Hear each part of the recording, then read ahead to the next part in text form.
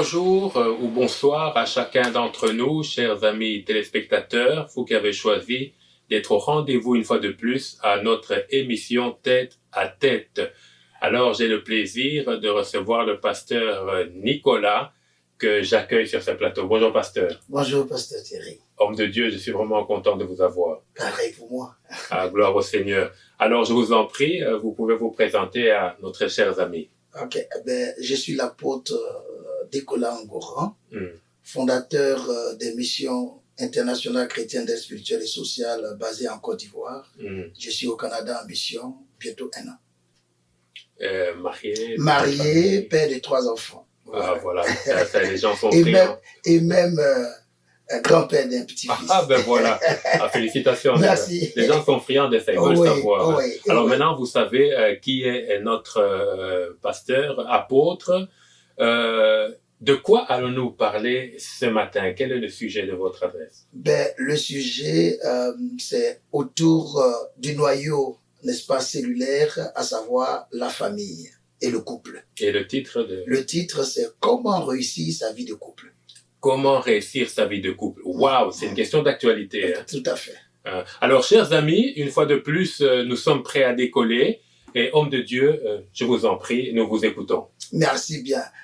C'est avec un grand plaisir que je me retrouve sur cette plateforme, sur cette télévision qui me fait l'honneur de pouvoir porter ma voix à la voix de tous ceux qui m'ont déjà précédé.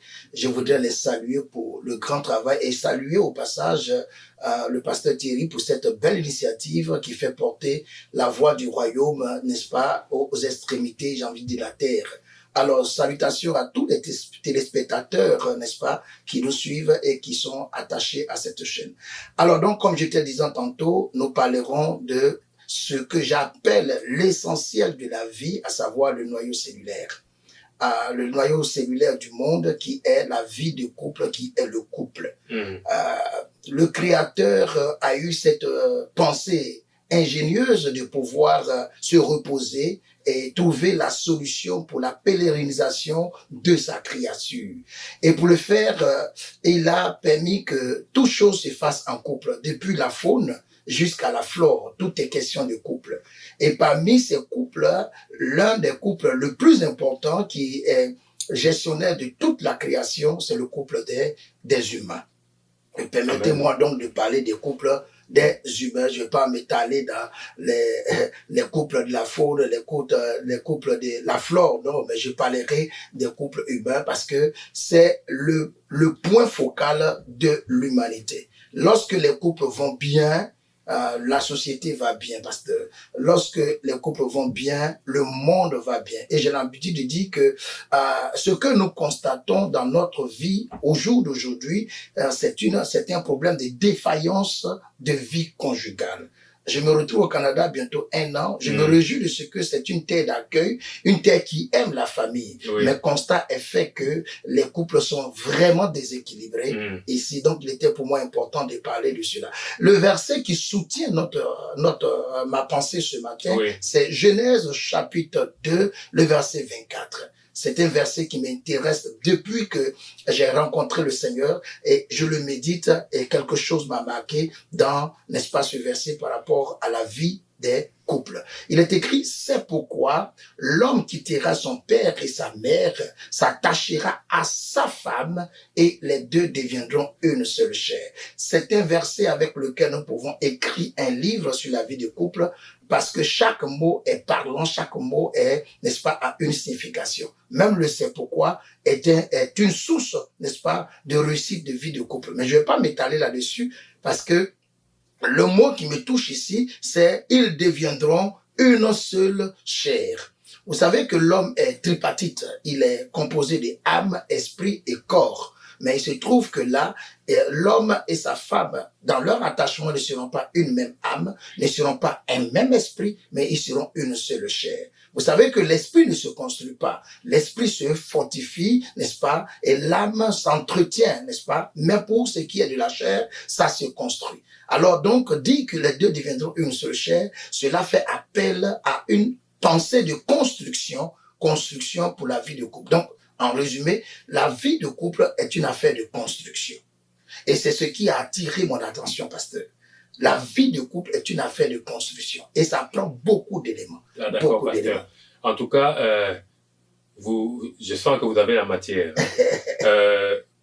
Au fait, quand vous dites que vous nous lisez ces versets, nous pouvons comprendre qui est à la base alors du couple, c'est Dieu. C'est Dieu, parce que je suis d'accord avec les théologiens, j'allais arriver là. Les théologiens disent de façon unanime que le couple est une institution divine. Une institution. Une institution divine. Là encore, c'est des mots forts. Les politiques ont l'habitude de dire que les nations qui réussissent sont celles-là qui ont des institutions fortes. Et faire du couple, n'est-ce pas, une institution divine, c'est mettre le couple au-dessus de toutes les institutions des nations. Et ça, lorsque ces couples ne vont pas bien, c'est-à-dire que toutes les nations sont en branle. C'est pourquoi il est important pour nous de réussir notre couple. Aujourd'hui, nous pouvons comprendre que ce qui est beaucoup attaqué, le compartiment de la vie de l'homme qui est le plus attaqué, c'est la vie de couple, parce que tout part de là, tout part de nos maisons, tout part de nos vies. C'est pourquoi il est important d'avoir certains rudiments. Et j'aimerais juste encore, parce que vous faites à chaque fois que vous prononcez un mot, c'est comme s'il y a une porte qui s'ouvre. Beaucoup. C'est tellement riche. Ouais. Quand vous parlez des couples, est-ce que ça concerne les couples seulement chrétiens ou tous les couples? Je parle de tous les couples. Humains. Parce que je parle du couple humain. Parce qu'au fond, le monde n'est pas constitué que de chrétiens. Pourtant, notre monde doit réussir. Notre monde doit être paisible. Et Dieu, souvent je le dis, ça choque, Dieu n'est pas chrétien. Tout à fait. Dieu n'est pas chrétien. Et donc, je parle de la société. C'est vrai que on souffrira que, en tant que pasteur, je m'appuie sur ce qui est mon outil, à savoir la Bible, les Saintes Écritures. Mais je parle de façon générale pour notre société. Et il faut certains éléments. Et ces éléments-là, j'en ai énuméré au moins 6, pasteur. On ne pourra pas les développer tous, mais on va les survoler. Il faut ces éléments pour pouvoir avoir une vie de couple réussie. Et je suis témoin de ce que je suis en train d'annoncer, parce que Dieu me fait la grâce d'être dans ma 28e année de mariage légal, 38 ans que je connais celle avec laquelle j'ai fondé ma vie de couple. Donc j'ai quelques expériences quand même dans ce jeune âge de ce qui est que comment réussir notre vie de couple. D'accord, donc 6 éléments que le pasteur Nicolas va nous communiquer, et ce sont des clés, des outils. Pasteur, nous sommes à vous. Ok, nous devons savoir que tout ce que le couple se forme d'abord par quelque chose d'éphémère. Quelque chose d'éphémère, mais qui doit être quand même sensé. La première chose qui nous met ensemble, c'est la séduction, c'est l'attrait. C'est, n'est-ce pas, cet amour que j'appelle naturel. Je vois une sœur, je vois un frère, il m'attire. Ça, c'est l'affection naturelle. Et cette affection naturelle-là, ce n'est pas l'amour. Généralement, les gens pensent que on se met ensemble par l'amour. Non, l'amour va venir construire. Mais ce qui nous met ensemble, c'est l'attraction, l'attrait. Je vois le bien, je vois la bien-aimée, je vois le bien-aimé. Il m'attire ou elle m'attire. Ça, c'est l'attraction. Mais cela, ça doit être soutenu par quelque chose que j'appelle la différence. Vous savez, quand nous disons les Écritures... C'est dans le deuxième point. Je suis dans le premier point. Okay. La différence. Même la mise ensemble avec l'amour naturel doit être basée sur... une notion de faire la différence. Et j'ai vous preuve la base biblique. Vous savez, Dieu dit en Genèse chapitre 2, le verset 18, il n'est pas bon que l'homme soit seul, je lui ferai une aide semblable. Mais quand nous regardons le verset 19 qui suit, ce n'est pas l'activité qu'il a annoncé qu'il fait automatiquement. Il crée les animaux. Il crée les animaux et ce sont les animaux d'abord qu'il envoie vers Adam, pour que Adam comprenne que il ne peut pas prendre une attraction comme ça sans connaître d'abord la différence. Si nous rencontrons quelqu'un que nous sentons la voix, n'est-ce pas, l'aimer ou être attiré par cette personne, il faudrait qu'elle nous montre une certaine différence. Adam a nommé tous les animaux, mais il s'est trouvé que parmi tous ces animaux qu'il a nommés, Dieu a fait exprès. Il les a nommés, mais il n'a pas trouvé son semblable parmi tous ces animaux.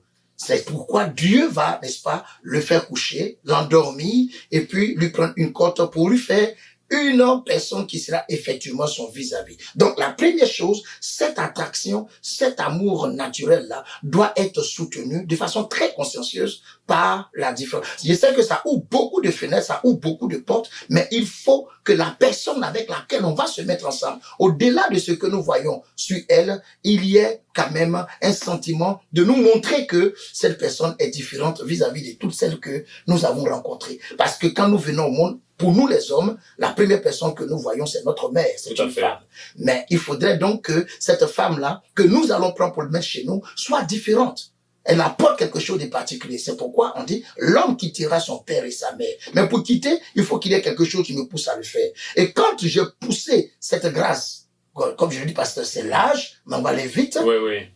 C'est l'âge, lorsque j'ai pu rentrer dans cette grâce de trouver celle qui me manque, qui me montre une certaine différence, le premier pilier pour que ma vie de couple soit stable, c'est la patience. C'est un point. Ça, c'est un deuxième point. La patience. Différence qui provoque l'attraction et maintenant la patience. Il faut la patience avant l'amour. Ou, papa, pour que nous soyons un couple béni. Et c'est ce qui manque au monde. C'est ce qui manque dans nos couples. La patience. Parce que nous venons d'horizons différents. C'est vrai qu'avant, quand on lit l'ancienne alliance, les hommes se mariaient par famille. Et même quand on se mariait dans la famille, chacun a son caractère. Mais si on n'est pas patient, on ne pourra pas être, n'est-ce pas, capable de supporter la différence qui nous est présentée, de supporter le caractère qui nous est présenté. Il faut être patient parce que c'est pas tout de suite que ce que nous avons souhaité dans la vie de l'autre que nous allons découvrir. Parce qu'on va avoir des contradictions. L'affection nous a mis ensemble, mais le caractère va sortir. Si on n'est pas patient, ça ne peut pas marcher. Il faut donc être patient. Comme je l'ai dit, c'est très vaste, c'est très large, c'est tout un séminaire, mais nous sommes dans une occasion d'une émission où nous faisons que des ébauches. Certainement, on aura d'autres plages pour aller plus en détail. Et après la patience, il faut être tolérant.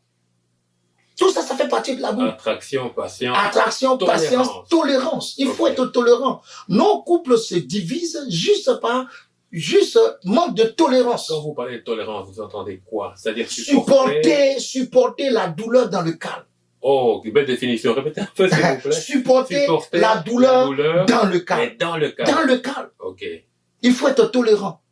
Alors, on m'a raconté une petite histoire que j'aime souvent raconter quand je me trouve dans cette position d'annoncer ce message. Pasteur, figure-toi que un couple se sépare juste à cause d'une pâte dentifrice. Oh. Une pâte dentifrice.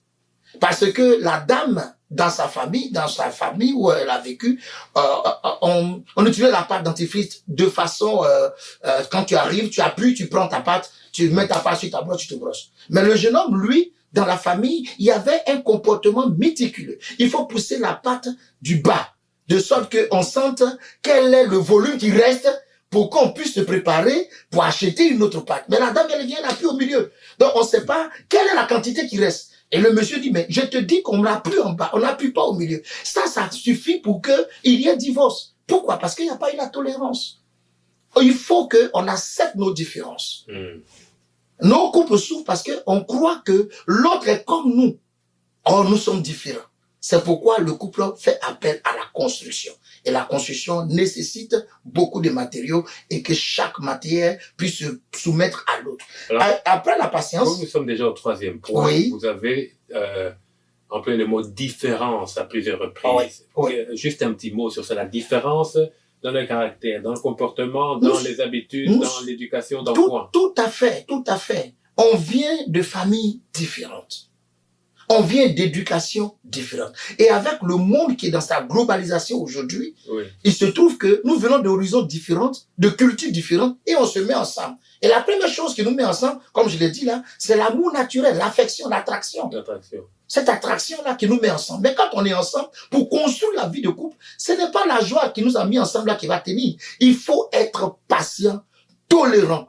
Et ça, c'est dans le fait qu'on accepte la différence que l'autre présente. Ah, d'accord. Parce que tout de suite, Ils deviendront. Le verset dit, ils deviendront. On n'a pas dit qu'ils sont une seule chair. On n'est pas en même temps. Il y a un processus. qui peut être long. Trop long. Parce que j'ai l'habitude de dire même que la célébration du mariage n'est pas le mariage. Le mariage, c'est la vie, pasteur. La célébration, c'est des fanfares, machin, mais ça dure que quelques instants. Mais le mariage, c'est toute la vie. Et pour que cette vie-là soit construite, il faut la patience, il faut la tolérance, il faut l'humilité. Ok. Ça, c'est l'autre point, un quatrième point. L'humilité. C'est par l'humilité qu'on arrive à demander pardon. On parle de, souvent j'écoute ceux qui sont les conseillers matrimoniaux qui disent souvent que la base du mariage, c'est la communication. Mais la communication ne peut pas se faire sans patience, sans tolérance, sans humilité. Tout à fait. Parce que pour qu'on échange, il faut que je connaisse mes limites, j'accepte mes faiblesses et que je puisse demander pardon. Sinon, je rentre dans l'orgueil et puis je reste dans mon coin. C'est pourquoi la Bible nous conseille d'ailleurs de ne pas nous coucher avec la colère. Mais pour arriver à se surmonter et pouvoir aller vers l'autre pour demander pardon. Parce que généralement, pour qu'il y ait communication, il faut qu'il y ait un qui fasse le premier pas. Mais pour ce premier pas, il faut l'humilité. Il faut l'humilité. Donc, il nous faut donc la patience, la tolérance et puis l'humilité. L'humilité. L'humilité. L'humilité va nous permettre de pouvoir comprendre que j'ai des limites. Si je ne suis pas compris, c'est parce que je n'ai pas compris l'autre. Parce que souvent, on souhaite qu'on nous comprenne, mais on ne fait pas l'effort de comprendre l'autre. Je vous dis, pasteur, que c'est des choses qui m'ont aidé. Et c'est une expérience personnelle, naturelle, que je vis et que j'ai vécue, qui me permet de pouvoir partager. Et après l'humilité, pour ceux qui sont chrétiens, une autre clé importante, et j'ai envie même de dire pour tout le monde, il faut la crainte de Dieu.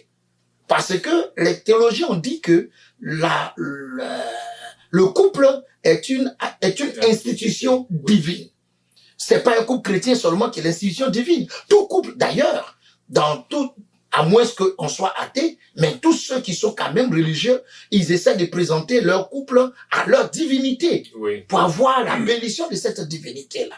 Donc, il faut avoir la crainte de Dieu. Pourquoi? Parce que c'est Dieu qui a institué. Il y a des balises dans la vie. Et ces balises-là sont faites par Dieu lui-même.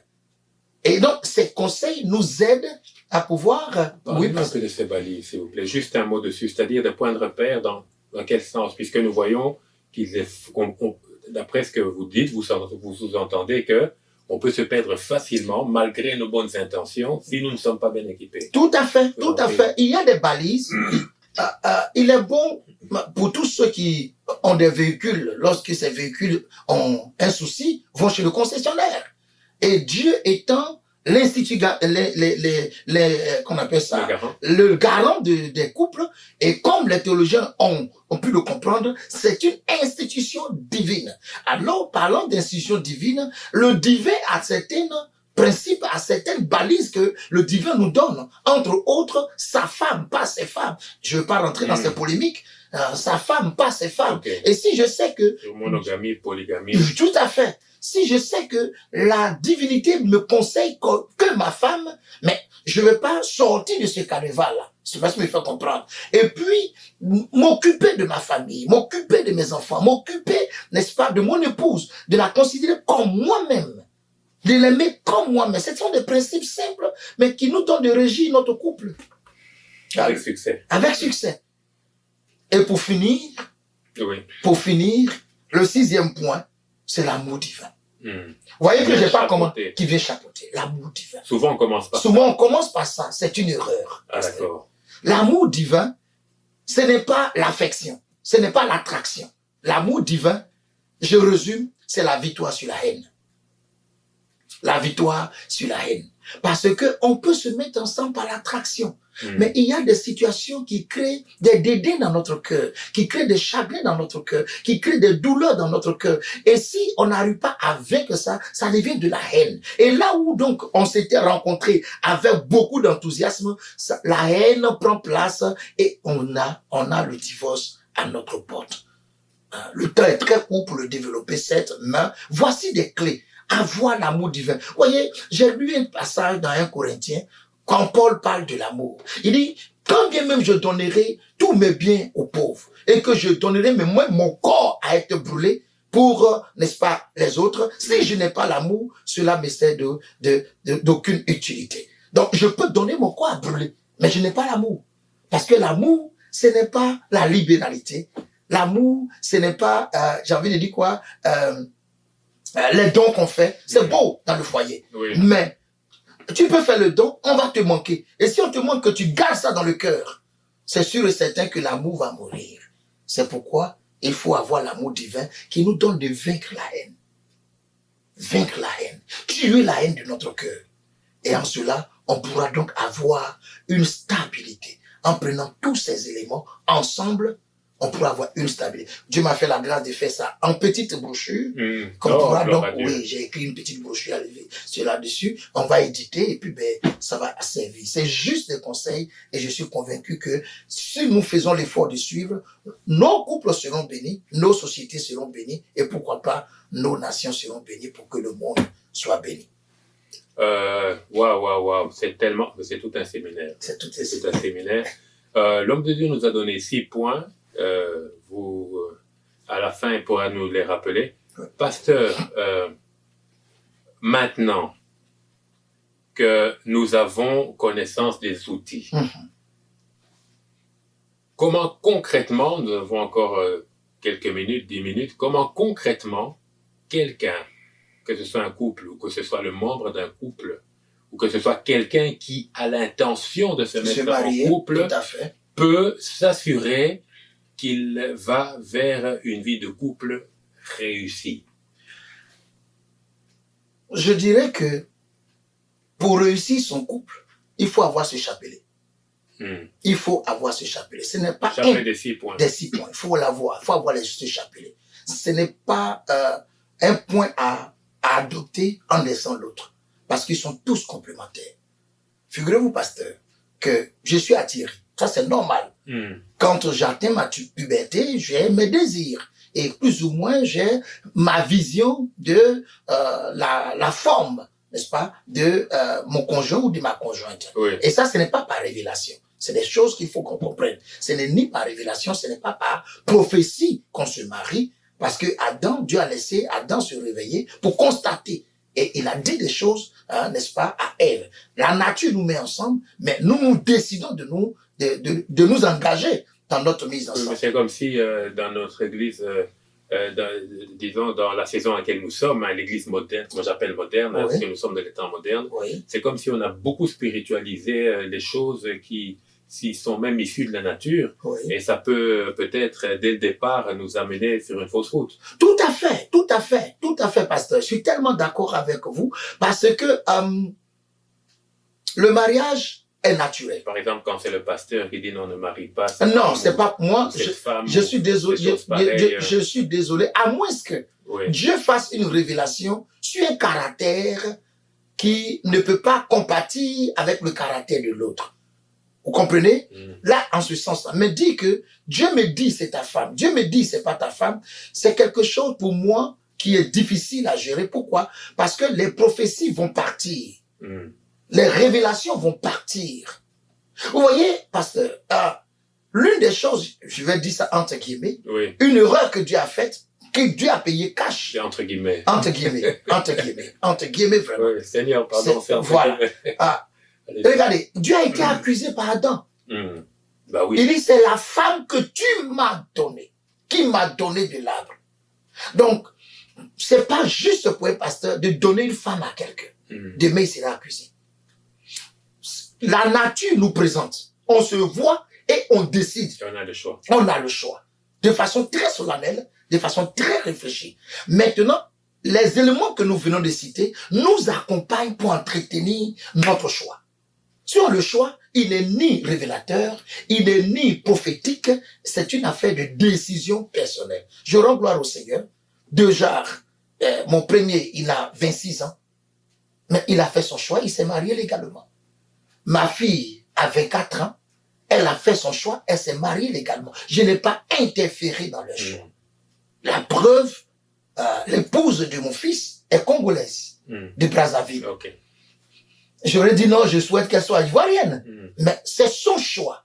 Ce que j'ai à faire, c'est de lui donner ses rudiments pour consolider sa vie de couple. Donc, c'est le chapelet qu'il faut avoir, pasteur.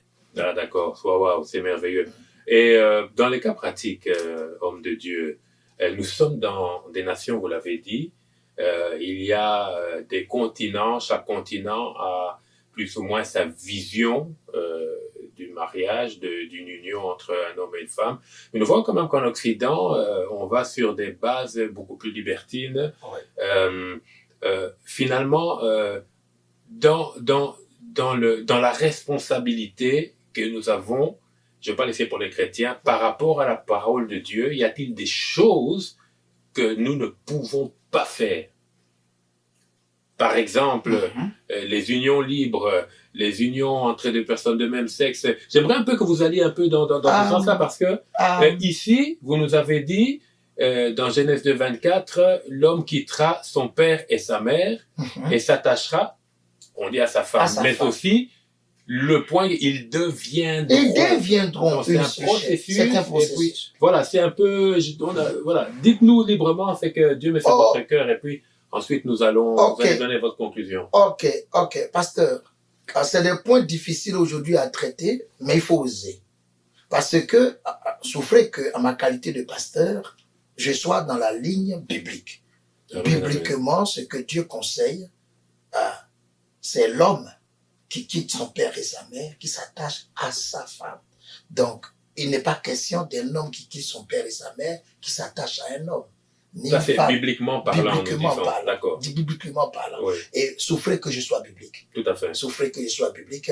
Je ne vais pas m'étaler dans d'autres conceptions. Vous savez, pasteur, l'une des choses que le monde, que moi je conseille, ça n'engage que moi, que le monde a développé, qui a fait déraper le monde, c'est une parenthèse que j'ouvre, c'est le principe de liberté.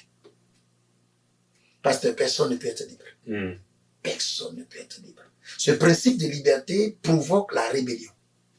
Vous voyez, quand vous lisez les Écritures, j'ai une version de Bible qui me conforte, qui me dit, dans Genèse chapitre 3, que l'arbre, on parle dans nos Bibles normales de l'arbre de la connaissance du bien et du mal. Mais ma version de Bible dit l'arbre de l'indépendance. L'arbre de l'indépendance. À la place de connaissance du bien et du mal. L'arbre de l'indépendance. Donc tout dépendait de Dieu. Tout dépendait de Dieu. Mais il y avait une possibilité pour l'homme, voilà, volontairement de sortir de la volonté de Dieu. C'est ça la liberté. Oui. Cette liberté-là est une rébellion. Parce que personne ne peut être libre. Nous sommes toujours sujets de quelque chose. Et aujourd'hui, le monde développé travaille autour de la liberté. Et c'est ce principe de liberté qui nous donne des dérives qui, aujourd'hui, j'ai envie de dire, sont à la base de la destruction de notre société et de notre monde. Le principe de liberté, on en parlera certainement un autre jour, mais la liberté n'existe pas. Gloire à Dieu. Sauf en Jésus-Christ. Sauf en Jésus. Oui, même en Christ, nous sommes libres, mais soumis. C'est ce que dit l'apôtre Paul, nous sommes ses esclaves. Soumis à sa parole. Amen, amen. On est toujours attaché à quelque chose qui nous conduit. Amen. On ne peut pas être Dieu seul est libre. Amen. Alors, homme de Dieu, nous sommes en train d'atterrir avant que vous puissiez prier pour ceux qui nous écoutent, pour nous tous. Quelqu'un nous écoute. Il est dans la douleur. Elle est dans la douleur, sur le point de prendre une décision grave. Que pouvez-vous dire à quelqu'un tout de suite? Juste 2-3 paroles, et ensuite vous pourrez prier pour chacun d'entre nous. D'accord. Tout en restant dans la vision du couple, je veux dire à quelqu'un que ce qui nous a mis ensemble est plus fort que ce qui peut nous diviser. Si vous êtes dans un couple et que vous êtes sur le point de vous séparer, il est bon de s'asseoir et chercher à égrener le chapelet que nous venons de souligner. Si chacun s'approprie ce chapelet, n'est-ce pas, de patience, de tolérance, d'humilité, n'est-ce pas, de crainte de Dieu et d'amour divin, c'est sûr et certain que la plaie qui est en train, n'est-ce pas, de gangréner votre couple peut être guérie. C'est ce que je peux dire à quelqu'un ce moment. Gloire à Dieu. Je vous en prie, vous pouvez prier pour, Pas de souci. et ensuite nous nous séparons. Merci. Nous prions. Divin Père, nous te bénissons. Personne ne peut parler de ta part si ce n'est que par inspiration venant de toi. Et tu viens de nous faire comprendre que le monde est basé sur la vie de couple. D'ailleurs, toute l'humanité vient d'un couple. Nous te bénissons donc pour ce que par nos faibles mots, tu permets que les couples soient guéris. Nous bénissons les couples dans ce monde et nous proclamons ta gloire et ta grâce sur la vie de chacun. Je refuse, Éternel, que l'ennemi entre dans les couples et les sépare. Plutôt que, Seigneur, tu les unisses en leur donnant ce chapelet que nous venons d'égrener. Au nom de Jésus-Christ, que vos vies et nos vies soient bénies. Au nom de Christ Jésus. Amen. Amen, amen et amen. Homme de Dieu, merci beaucoup. Merci beaucoup, apôtre Nicolas, pour cet enseignement très, très, très profond. Nous aimerions en avoir tous les détails, peut-être lors d'un séminaire où le Seigneur nous fera grâce. Pour les contacts avec l'homme de Dieu, vous voyez à l'écran ses coordonnées. Et n'hésitez pas à lui écrire et peut-être à recevoir quelque chose du Seigneur par son canal, puisque le Seigneur connaît les instruments qu'il utilise. Chers amis téléspectateurs, soyez bénis. Une fois de plus, encore merci, homme de Dieu. Pasteur. Et à très bientôt pour notre prochain épisode, émission de Tête à Tête. Nous vous disons, soyez bénis dans le Seigneur. Bye. Bye.